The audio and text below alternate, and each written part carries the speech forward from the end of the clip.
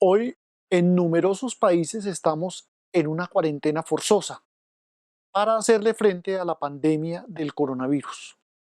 Por fortuna, la tecnología nos permite en muchos casos el teletrabajo y a los hijos no ver interrumpida su formación gracias a la educación virtual. Mi saludo es de fortaleza para todos y de invitación al compromiso en esta lucha que tenemos que ganar. Una buena lectura siempre es una buena compañía y además es una actividad entretenida. Espero que la obra que hoy comentamos en la Biblioteca de Hernán sea una motivación para conocer a este autor.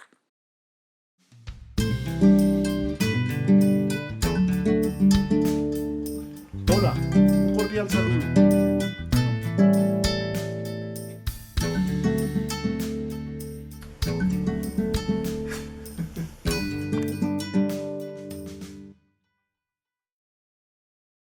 Hola, les doy la bienvenida nuevamente a la Biblioteca de Hernán.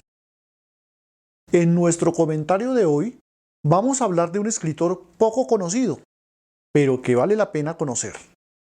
Se trata de Leon Feuchtwanger y de su novela Los hermanos Opperman.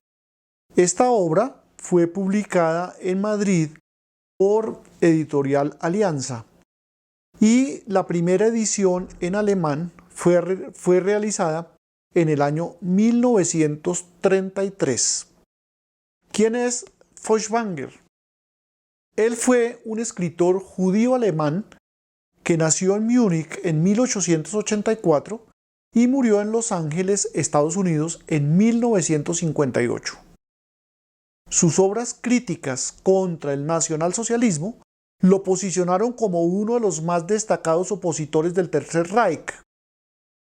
El saqueo de su casa mientras permanecía en el extranjero dando conferencias lo forzó a no regresar a Alemania. El régimen nazi lo declaró enemigo del Estado y le quitó la ciudadanía. Él permaneció en Francia, donde fue capturado cuando Alemania invadió ese país y fue enviado a un campo de concentración, pero logró escapar y pedir asilo a los Estados Unidos. Hablemos de la novela. Los hermanos Opperman narra las vicisitudes de una ficticia familia judía alemana de clase acomodada frente a la persecución desatada por los nazis desde el momento mismo en que ascendieron al poder. La novela transcurre entre 1932 y 1933 y a través de ella se reflejan múltiples facetas de las estrategias del nacionalsocialismo para imponer su ideología y desarrollar su campaña contra la raza judía. Una dimensión poco conocida de ese adoctrinamiento fueron los campos de corrección, a los que iban a parar los ciudadanos independientemente de su nacionalidad o raza, para ser convencidos, entre comillas, de las bondades del nazismo. En Los hermanos Opperman, Feuchtwanger denunció las persecuciones iniciadas por el Tercer Reich, no solo contra judíos, sino también contra alemanes que no aceptaban su ideología. Un año después de publicada, ya había sido traducida a 9 idiomas, incluyendo el inglés y el hebreo. Es increíble que a pesar de que autores como Feuchtwanger denunciaron tempranamente al mundo las arbitrariedades y barbaridades cometidas por los nazis, el mundo no reaccionó para bloquear oportunamente las aspiraciones de Hitler, lo que quizás pudiera haber evitado la Segunda Guerra Mundial. Por esa época rigió lo que se denominó la política de apaciguamiento, liderada por Chamberlain, el primer ministro inglés, y que fue respaldada por los líderes de otros países europeos. Curiosamente, esa política buscaba evitar una nueva confrontación armada por los impactos sociales y psicológicos que causó en las sociedades europeas la devastación de la Primera Guerra Mundial. Por eso, permitieron que Hitler cometiera diversos atropellos contra otras naciones e iniciara el rearme alemán con nuevas tecnologías que luego sorprendieron al mundo y permitieron fulminantes victorias de los nazis al invadir media Europa en forma acelerada, derrotando las débiles y obsoletas defensas de los países agredidos. La familia Opperman tenía una fábrica de muebles muy destacada en Alemania, muebles Oppermann. En la familia había diferentes personalidades y de ellas se sirve el autor para mostrar las múltiples herramientas de opresión contra los judíos y la variedad de reacciones frente a ellas que iban desde la incredulidad sobre el curso de los acontecimientos, porque pues, la cultura alemana no podía llevar a comportamientos tan bárbaros, al suicidio como forma de escapar o incluso hasta la disponibilidad a transar principios con el fin de sobrevivir. Así, por ejemplo, a partir de las generaciones más jóvenes, el autor muestra cómo los profesores nazis adquirían poder en los colegios y generaban miedo en los demás docentes y directivos. Además, convertían toda la enseñanza en adoctrinamiento nazi, utilizando como texto el libro Mi lucha de Adolf Hitler.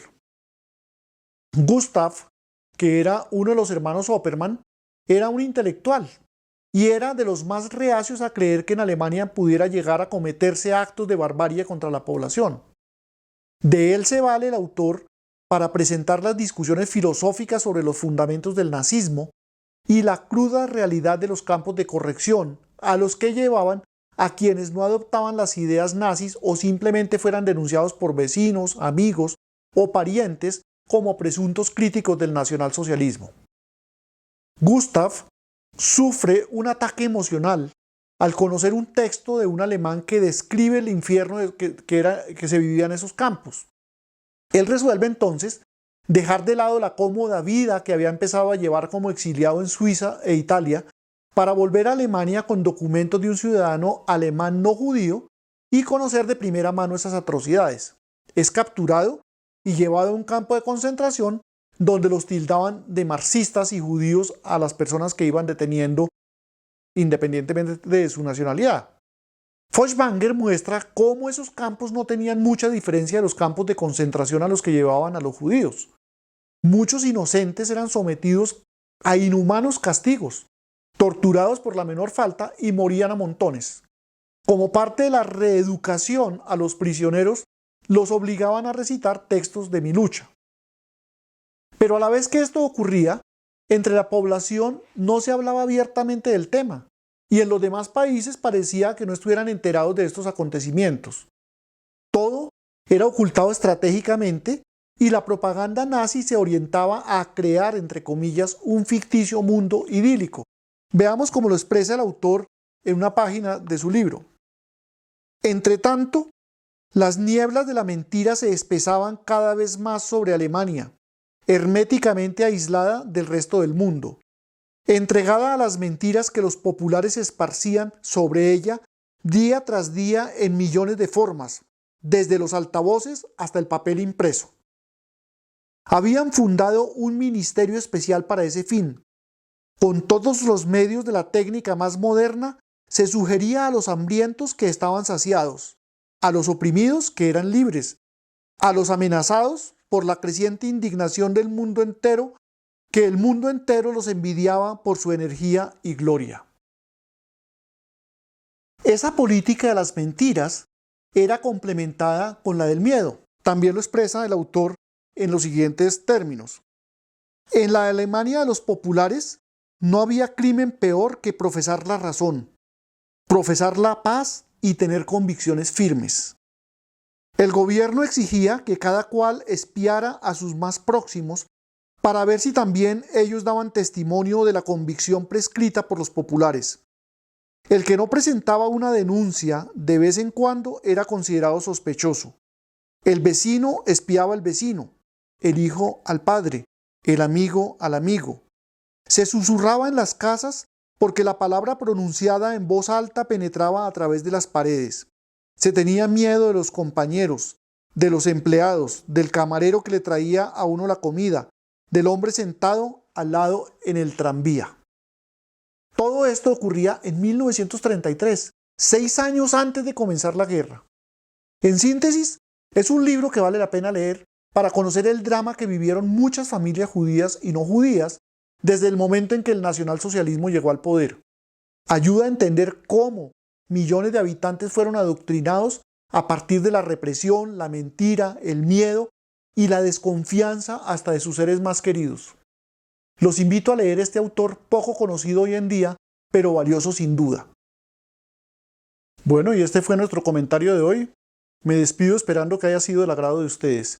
Quisiera recordarles que por las nuevas políticas de YouTube, además de darle clic al botón de suscripción, tienen la opción de seleccionar cómo quieren recibir los informes de los nuevos videos que se colocan. Si quieren recibirla permanentemente la notificación, si quieren recibirla de solamente algunos videos o si prefieren no recibir ninguna. Entonces, en ese caso les recomiendo que pues tomen la opción y la marquen siempre para que tengan ustedes la información como la deseen. Hasta pronto.